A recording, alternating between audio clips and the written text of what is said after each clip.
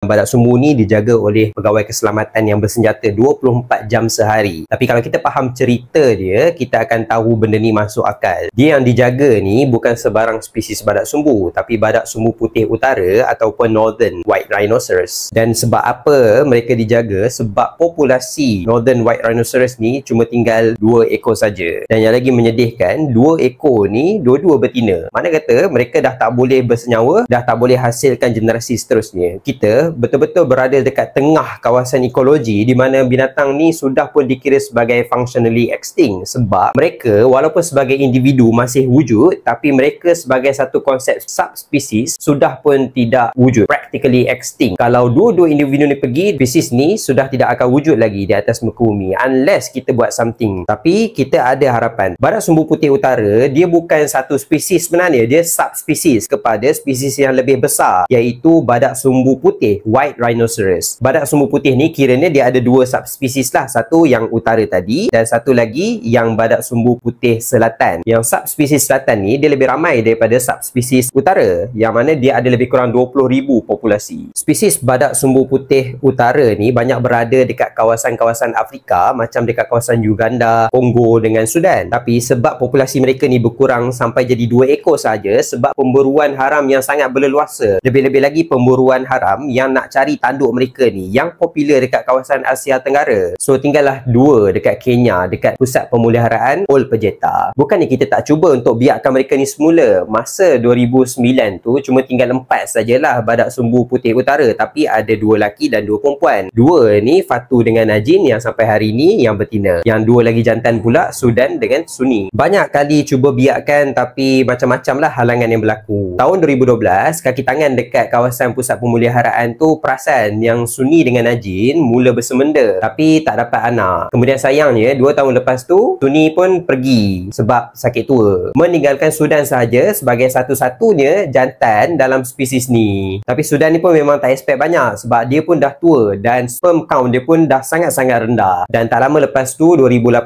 Sudan pun pergi. Pakar veterina dia tengok yang dia tak boleh go dan dia terpaksa ditidurkan. Tapi macam saya cakap tadi, ada harapan di penghujung cerita. At the very least, we are not giving up yet.